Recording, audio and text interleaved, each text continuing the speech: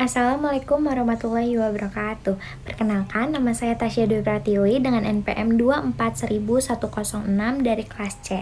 Di sini saya akan mempresentasikan tugas artikel kewarganegaraan tentang penerapan ketahanan nasional sebagai geostrategi terkait isu pluralisme beragama di Indonesia.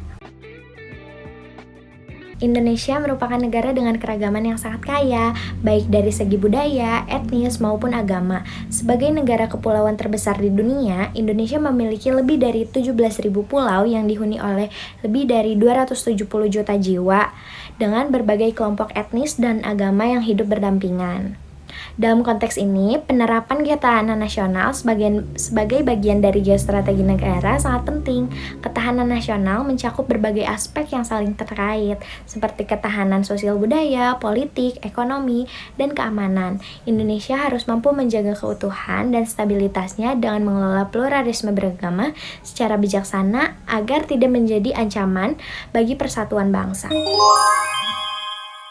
Ketahanan nasional Indonesia mencakup berbagai aspek, seperti ketahanan politik, ekonomi, sosial budaya, dan keamanan. Ketahanan Indonesia bukan hanya soal mempertahankan integritas wilayah dan kedaulatan negara, tetapi juga menjaga stabilitas sosial dan memperkuat persatuan bangsa.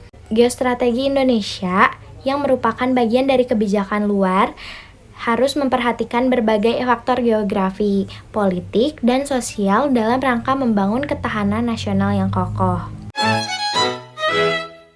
Pluralisme beragama di Indonesia merupakan salah satu kekayaan budaya yang seharusnya diperkuat, bukan dilihat sebagai ancaman.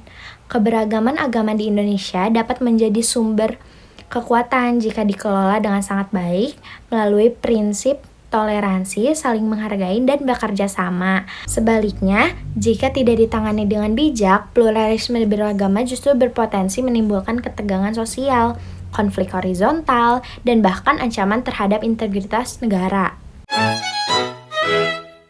Meskipun Indonesia telah memiliki berbagai kebijakan untuk menjaga kerukunan antar umat beragama, tantangan yang dihadapi tidaklah kecil, yaitu isu-isu intoleransi, radikalisasi, dan kekerasan atas nama agama masih sering muncul, baik di tingkat lokal maupun nasional. Selain itu, pengaruh globalisasi dan media sosial juga dapat memperburuk situasi dengan menyebarkan informasi yang dapat memicu polarisasi sosial. Namun, tahu nggak sih, tantangan ini juga membuka peluang bagi Indonesia untuk memperkuat ketahanan nasional melalui pendekatan yang lebih inovatif.